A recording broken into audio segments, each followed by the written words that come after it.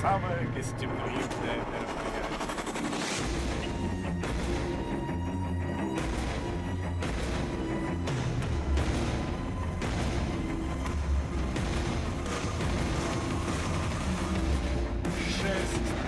Квадратных метров. Наибольшая главная сцена.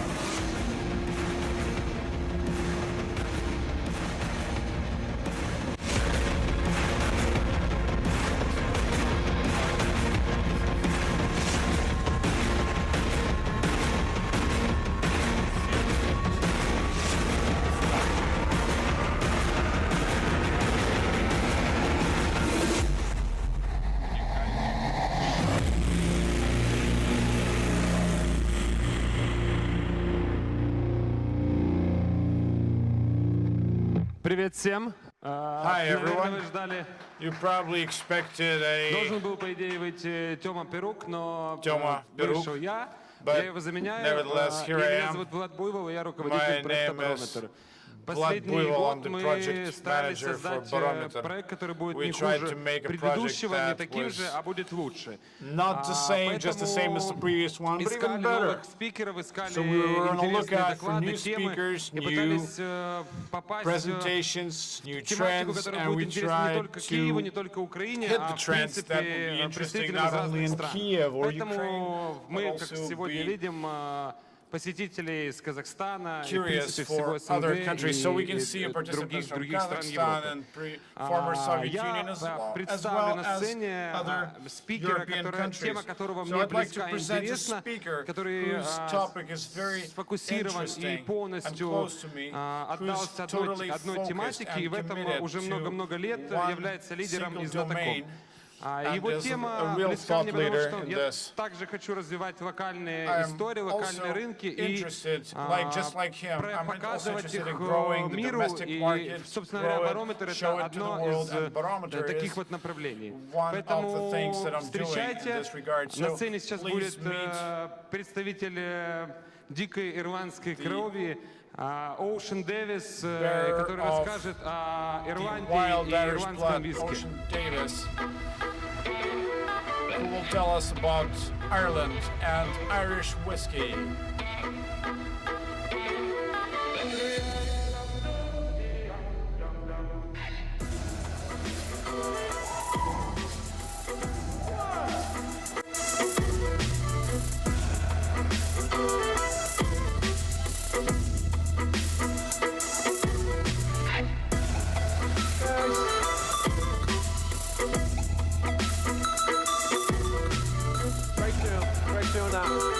Thanks very much. Whoa, is this falling off already? Look. Christ on a bike. There's a great start. Guys, thanks very much for coming. Give yourselves a round of applause. Well done. Thank you. So, people are actually looking at this on Facebook Live. So anyone that's in Ireland looking at this on Facebook Live saying to themselves, who let that gobshite on the stage? There I am, yeah. Sorry about that. Haters are going to hate though, aren't they? So, my name is Oisin Davis. My background is that I am a very proud Irish American. And I have done pretty much every kind of job that you can think of in the drinks industry. Okay? As a little boy, I worked at my local bar, of course, as a waiter. And then I got into music promotion. I ran a booking agency. I looked after bands for 12 years. I worked as a doorman in San Francisco, so I was a pretty good doorman actually, if I remember correctly. And in 1999, I opened up a place called the Sugar Club. It's still going today. It is one of Ireland's best live music venues and nightclubs. And then eventually, I got into owning a place myself with a couple of other guys. But what happened was, I came to realize something. I came to, I suppose, a small kind of epiphany, all right? Because all around me, I could see great things happening in Irish food. I could see chefs doing amazing things with Irish beef Irish vegetables, Irish fish, Irish poultry, and Irish people getting very, very proud about that. You know, very quickly, you know, people would get annoyed if they went into an Irish restaurant and they didn't see that they were serving Irish beef on their menu, you know? And I was like, well, how come people aren't like that in relation to Irish drinks? Why aren't Irish people more proud and more happy to be enjoying and serving Irish drinks? And it really pissed me off. You know, I was like, fuck this, you know? So I cashed everything out and I set up a company called Great Irish Beverages. I've been doing that for about 5 years now. And Great Irish Beverages is all about evangelizing about Irish drinks. What we do is we help with marketing, we help with cocktail creation, cocktail programs, we even do some liquid innovations for different clients. And my number one client, I'm very proud to say, is Jameson Irish Whiskey. Give them a round of applause, come on. Yeah. So, Jameson, I've been with them for 4 or 5 years now as a global cocktail consultant, and I've helped out on some innovations as well. And I guess what Great Irish Beverages is all about is to try and encourage people to drink more Irish drinks, really. That's what it's all down to, really. And we try and do that in lots of different ways. So I engage directly with the clients. We also do things like some festivals. We ran the Irish Gin and Tonic Festival back in June. We had 227 venues on board for that, all around the entire island of Ireland, Northern Ireland, and the Republic of Ireland. And we had them all focusing in on using different Irish gins for their bar, okay? My company rule, Great Irish Beverages, is that we only work with Irish drinks. That's what we do, okay? So I've said no to lots of other people before, because that's what we're about. That's what we do. We just try and work with Irish drinks, okay? Along the way then, I've also been very lucky to work with a couple of cool guys, and we set up another company called Poacher's Well. And we make Ireland's only premium tonic water and premium ginger ale. So I suppose I've gone from being an Irish drinks promoter to also being an Irish drinks producer. Very, very happy with that. Having a lot of fun. Get to hang out with guys like you, bartenders, you know? So, and when I was asked to do this, I thought it'd be kind of cool to actually just do something where I could actually really kind of tease out details and go into, you know, I suppose, the greater kind of stories about my favorite spirit, which happens to be Irish whiskey.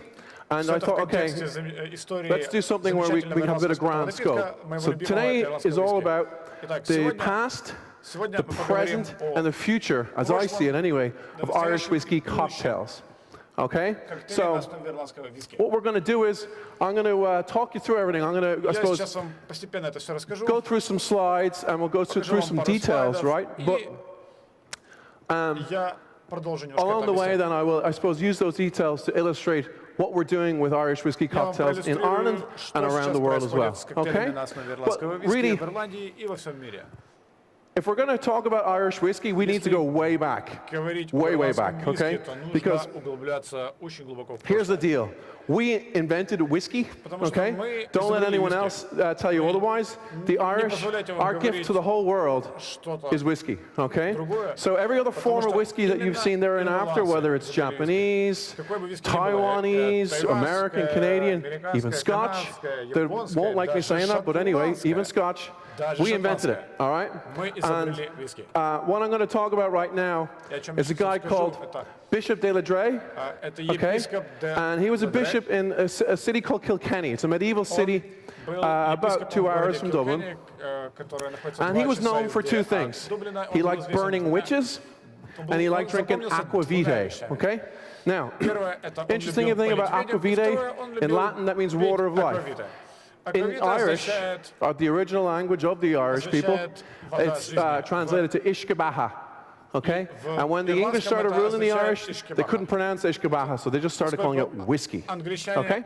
So what we're going to do here is I'm going to talk to you about the earliest known written recipe for aqua vitae.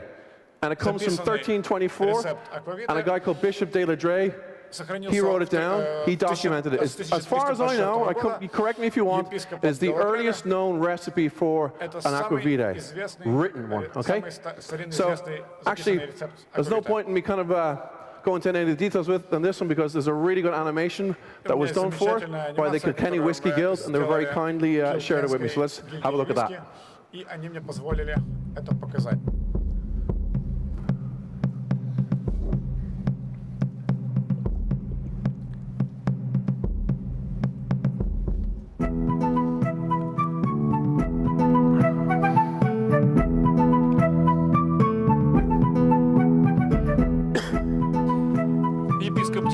Занят тем, что он жжет ведьм, но это не все его дела. В красной книге Уссури он записывает запись, первую в жизни запись о дистилляции аквавита. Первая запись о дистилляции аквавита в Ирландии.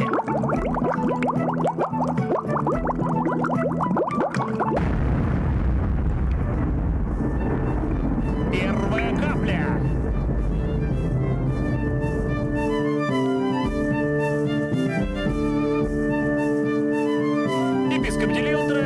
That's all he ever liked to do. Drink aquavitae and burn witches. Собственно, заняться аквавитой и сжигать ведьм. Прекрасное занятие. So, thank you. Yeah. Спасибо. My good friends in the Kilkenny Whiskey Guild. Мои друзья из гильдии Kilkenny What the guys in the Kilkenny Whiskey Guild did was they took this recipe, okay? So obviously from the 1300s, and he was a bishop. It was in Latin, okay? So they managed to get a hold of this very old manuscript, and they looked at his recipe for aquavitae, and they reproduced it, okay? And I have here in my hand a reproduction of the first written recipe for an aquavitae. And if you come to the Jameson Bar tomorrow at 3 o'clock, I'll give you a taste. I don't have an awful lot, so it's first come, first served. Come down and join me tomorrow at 3 o'clock, okay? It's very, very interesting. It's got loads of nice spices in it that you'll be familiar with, and some other bits and pieces that are quite unusual. So the proof is in the pudding. Come down tomorrow at 3 o'clock, Jameson Bar, and I'll give you a wee taste, okay? So always very important to acknowledge the past before you can go any further. So there we have it, the first written recipe for an aquavitae.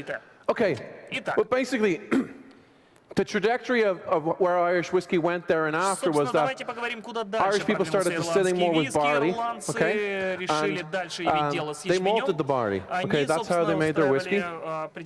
But then in 1682, we were still obviously being ruled by the British then.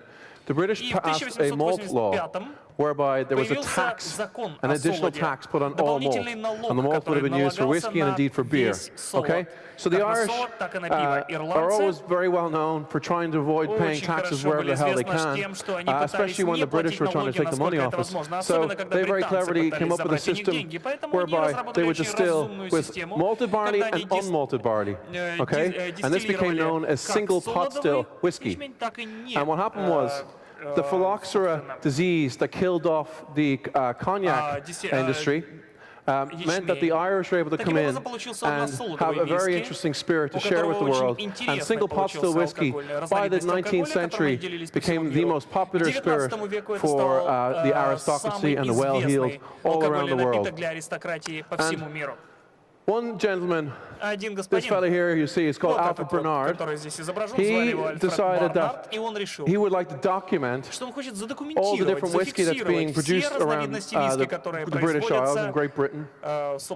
He was working for a magazine called Harper's Bazaar, okay, still in publication today. He told his boss it would take him maximum 6 months. 6 months.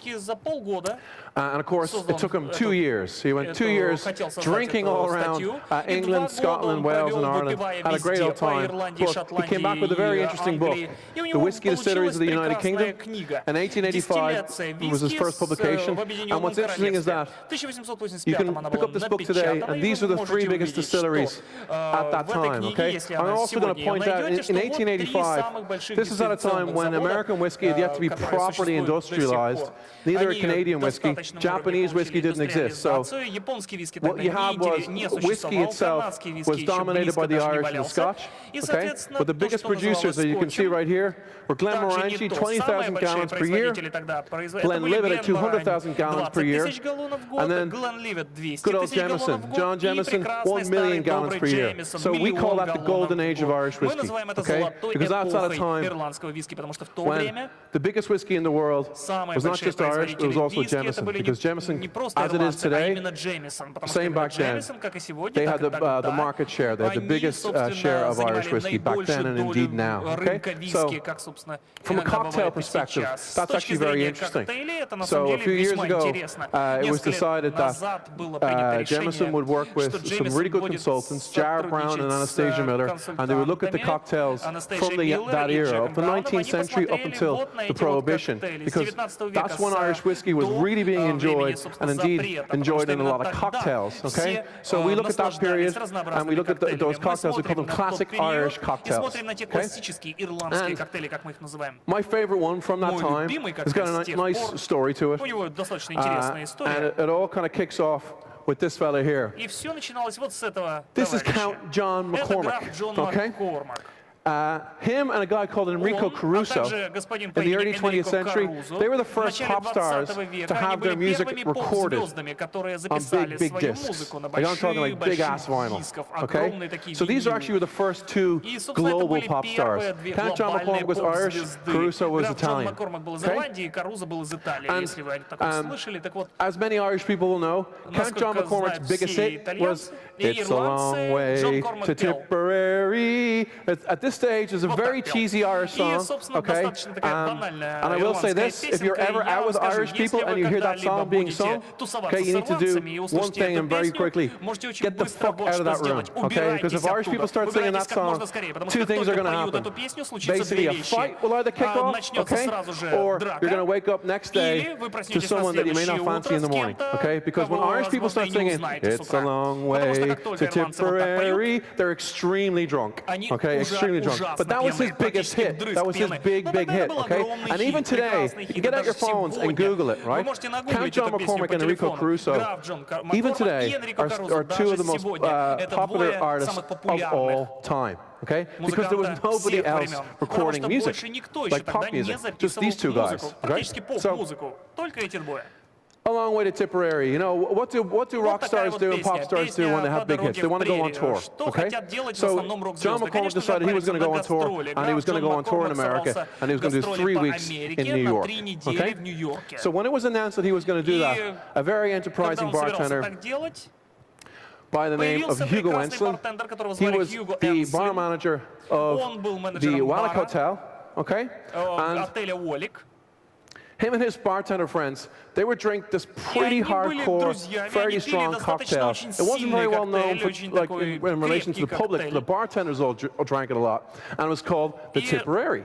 Okay? And no one really knows who actually invented it. A lot of people credit Hugo Enslin for inventing that drink, but to be fair, I don't think you can actually get away with that statement. So, like with a lot of cocktail recipes, no one really knows who originally invented it, but it's basically made with equal parts Jameson, green chartreuse, and sweet Italian vermouth. A lot of people even call it the Irish Negroni, because it's very similar to the Negroni and it has equal parts of 3 different spirits, okay? So, when he heard that this guy, Count John McCormack, was coming to New York, and this is the biggest pop star at the time, okay? He was like, I know what I'm going to do. I'm going to make sure that John McCormack comes to my bar, drinks his fucking ass off, brings all the press, brings all the groupies, okay? And brings me fame and brings me money, okay? So that was his plan. He's like, okay, I want to make sure that Count John McCormack comes to my bar when he's over here in New York, okay? And that's exactly what happened, okay? 1913, Count John McCormack takes that trip to New York. He hits the Wallach Hotel, basically doesn't leave it. He's there for 3 weeks, drinking this drink, the Tipperary, every single night. And why wouldn't he? It's his biggest song, A Long Way to Tipperary. Of course he's going to drink the Tipperary cocktail. And what happened was, that gave Hugo Enslin great fame, great notoriety, and of course, it gave him a chance to write an amazing book, which is still in print today, and it gave him a chance to create some great cocktails, like say, for instance, the Aviation. That's one of his, okay? So, that's, I suppose, my favorite cocktail from the past of Irish whiskey. And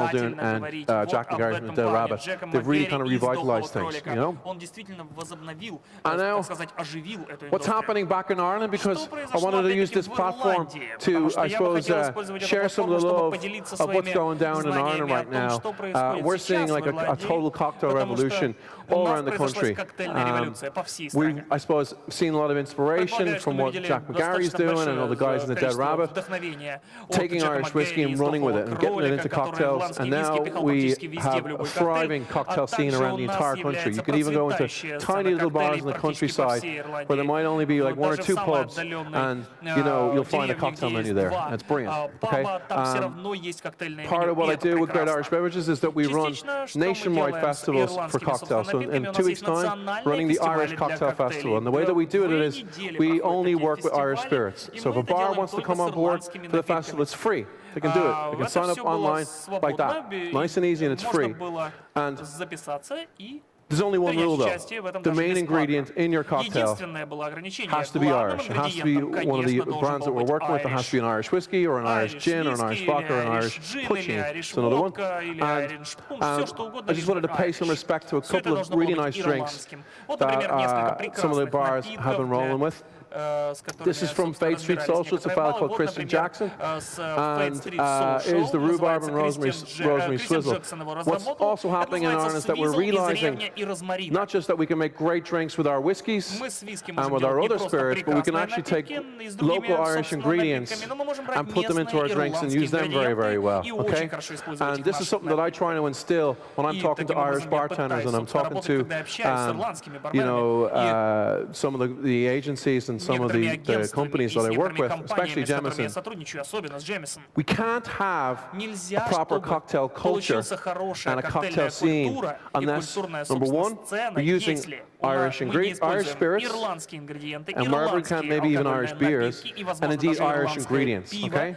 And that, by the way, is a rule that should apply to any city, okay? For instance, the guys here from Himcock earlier on, they talked about how they're using aquavit, because that's like, I suppose, the spirit of Norway. That's brilliant. That's what every bar should be doing with the spirits that they're working with from their own countries, okay? And if you can't use your spirits from your country, if you don't have spirits, you should definitely be using ingredients, okay? Ingredients from your country. So this is a nice example of that, because what Christian has here is he's infused the Jameson with some Irish rosemary. It's very, very delicate. And he with Irish rhubarb puree. So it's a proper little swizzle, okay? This is about 3 years old, this cocktail. And just a little bit of lillet, a bit of absinthe, a bit of lemon, boom. Very nice drink, but it's a good example of how we are actually moving things forward in Dublin by using not just our Irish spirits, but indeed our Irish ingredients, the rhubarb and the rosemary. Next up then, fantastic drink from the guys in Vintage Cocktail Club. If you're ever in Dublin, VCC as we call it is a must. Have to go there. Fantastic bar, beautifully laid out, great service, fantastic bartenders. This is one of my favorite drinks that I've ever seen them create. It's called Unbruntinus, which is an Irish word for the present. Okay, and made with castmates. They smoke it then with apple and beechwood, and it comes inside a box. So it's like a box, and you open it up, and there's the present. Out comes the cocktail. Beautiful, beautiful drink. And again, it's indicative of where we're going with our cocktails in Dublin. We want to try and use not just our spirits, but whatever we can, some local ingredients too, because they actually use apple syrup in that. It's delicious. Okay. As I said, I was not going to get on the stage without showing some love and showing some respect to my favorite bars back in Dublin. So I'm glad I did that. Looking towards the future, okay, so no one is ever going to be so bold as to make a crazy statement and predict with any degree of certainty what's going to be happening in future for cocktails, okay? I think if you're going to do that, you're probably going to be full of shit, really. You know, but what I suppose we can talk about is maybe the prediction of certain trends, or indeed the prediction of growth in certain trends. Okay, so that's, I suppose, where I want to go with this, you know. I don't want to ever try and anyone see me quoting that this is what the future is going to look like, but we're going to try and give some kind of predictions, okay? But in Ireland, right now, I'm delighted to say, there are dozens of distilleries either being built right now or getting planning for, or else just in their early stages of operation, okay? So we're actually going to be, I'd say, within about maybe 10 years, we're going to be working our way back to what it used to be like in the pre-prohibition era 150 years ago, where we should have a lot of distilleries operating again. So we're hoping to have one, I suppose, in every county within about 10 years. Even small counties like Leitrim now have a very successful distillery operating out of. And what's interesting is that even in Middleton, and the biggest distillery in Ireland is Middleton, and that's where Jameson is produced. Even there right now, they've actually set up a micro-distillery within the distillery grounds, okay? And this micro-distillery is a fantastic platform and an area where the distillers have a chance to play around with different things, do some different types of innovations.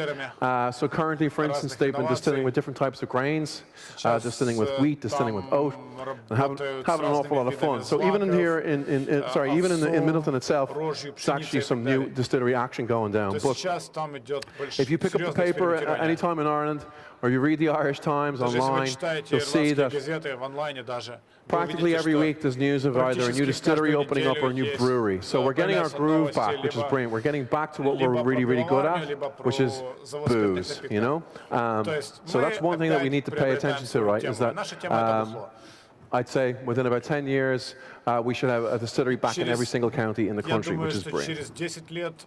But one thing that I suppose I wanted to talk about in relation to the future, I think is really important, and I suppose there's a lesson here for all of us, regardless of whether you like to use Jameson in your cocktails or not, and of course I would encourage you to do so. But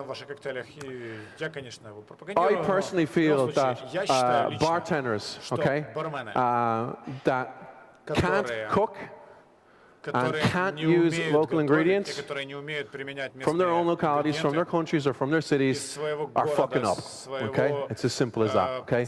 If you don't know how to use ingredients that are from your own native area, and if you don't know how to cook and prepare those ingredients, you need to get your shit together and learn how to do them, okay?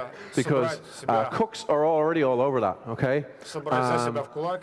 Cooks are great at taking ingredients and processing them and putting them into sauces, putting them into meats, putting them into dishes and sauces, whatever it is. But bartenders, I find, and I'm fortunate enough to travel a good bit, is that bartenders need to catch up with chefs. Okay? They need to learn more how to take those ingredients and utilize them to their utmost capability. Okay? And part of what we do with Jameson is we have a program we've been running for about 4 years now, myself and Nick Strangeway, a fellow consultant. We work together in creating the Jameson Bartender Academy. Okay? And what that is 3 days of intensive production learning. So they learn absolutely everything there is to know about how Jameson goes from, grains in the field to the bottle. Okay? And then in between, then we try and show the bartenders absolutely as much as we possibly can what to do with Jameson after it's been made, okay? And my favorite part of the 3-day experience is always when we go to Ballymaloe, okay? Ballymaloe is Ireland's culinary home. It has a Michelin-starred restaurant. It has a fantastic old-school hotel. They have their own farm, okay? And they also have a cookery school that they've been running for about 30 years. And the cookery school has seen some of the best chefs in the world either attending or giving lectures. They also run a very good festival, the Ballymaloe Food and Drink Festival every year. And again, they bring some amazing chefs and amazing people from food and drink there. So it is Ireland's home of great food, okay? And the lady who started the entire business still runs it to this day. Her name is Myrtle Allen, and she is 93 years old. She started the business 53 years ago at the age of 40 because she had 6 kids and they were getting old, and she started getting bored. She decided to open up a restaurant, and the rest is just history, So this lady is an incredible person. Not to be messed with. Really, really cool. And what we do is we take the bartenders who do our academy and we bring them down to Ballymaloe, because Ballymaloe is all about farm to plate cuisine, or farm to table cuisine. They take the ingredients and the amazing produce from their farm, and they cook it, and it gets served to you right there and then. Okay? So we see that as a great opportunity and platform then to take ingredients from their walled garden and from their farm and do farm-to-glass cocktails. Okay? So if anyone were to put a gun to my head and and say, ask me, what do you see working in cocktails in the future? One of the things I would definitely be talking about is farm-to-glass cocktails. I think it's extremely important to take what's in season from your own locality, whether it's actually farmed or whether it's even wild, and getting them into your drinks. Okay? So what we do there is we go out to the walled garden and we pick whatever we can find, and we make cocktails with it. Okay? What we try and do is we take those drinks then and we pair them with the food that we're going to have that night, just for fun. Okay? Keeps the bartenders busy. Adds a lot of good crack. And we've been very, very fortunate to have literally some of the best bartenders on the planet right now engaging in that. This gentleman you see here on the left with the blonde hair and the sunglasses, that's Alex Day. He owns Death & Company and a couple of other places over in New York. But Death & Company is one of his most famous bars. These are crew that we had over in March. These guys are all from Shanghai and Beijing. You got guys like Yao Lu there in the top left. He owns the Union Trading Company. And then you got guys like Eddie Yang there, the guy in the sunglasses. Eddie has a fantastic bar in Shanghai called the Taylor Bar. So we have worked with bartenders from Uruguay, from Kazakhstan, from Russia, we've had them from Ukraine, we've had them from all around the Nordic countries, around Ireland, and as far afield indeed as Shanghai and Beijing. We want to share with them, I suppose, our love for taking farm-to-glass cocktails and running with them, so they can go back to their bars and share these skills with their bartenders and with their crew, Ballymaloe is an ideal platform for that, okay? There's Jim Meehan on the left, and he's there on the right as well. Jim Meehan owns PDT. Okay, you heard of PDT? Fantastic bar. Again, one of the best on the planet. That gentleman you see there on the right with the striped shirt, that's Leo Robacek. Leo's from the Nomad Hotel in New York. And of course, they have other operations too. But and then that guy there in the middle with the glasses, that's Don Lee from Cocktail Kingdom. Okay, so this is the pedigree of, I suppose, of bartenders we like to engage with back in Ireland and back in Ballymaloe. We see that as a great way to kind of evangelize and spread the word about not just about Jameson and what you can do with Jameson, how versatile it is, but also what you can do with taking proper fresh ingredients and making great fucking cocktails out of them. It's down to that. But really, if bartenders can't keep up with chefs and they can't learn how to take fresh ingredients from their own localities, process them and cook them, they're fucking up. Okay? Honestly, we need to get our shit together in that sense. All right? And then, I suppose, in closing, where I see things going with Jameson cocktails, well, there's obviously a lot to talk about in terms of what we're doing with future innovations and current innovations, all right? So that one that you see there on the left, that's the Jameson Wild Strawberry Bitters. I have a bottle of it right here, okay? Lots of drinks companies have bitters. Okay, and why wouldn't they? It's a great way to get your spirit into a nice cocktail, a great way to do an old-fashioned, or maybe even do a nice Martinez with your own branded bitters that might have your spirit in it. Unfortunately, though, what's happened, most of the bitters that are owned by brands is that what the brands have done is they just call a bitters company going, hey, how's it going? We want our bitters and we want it in 2 months. Okay, no problem. All right, that's fine. And that's how it's happened, okay? But when we made the Jameson Wild Strawberry Bitters, we did it all in-house. The only person that they had that didn't have a Pernod Ricard email address is me, because I'm the independent consultant, okay? And the history behind this bitters is that all around Ireland, Ireland's a small country, okay?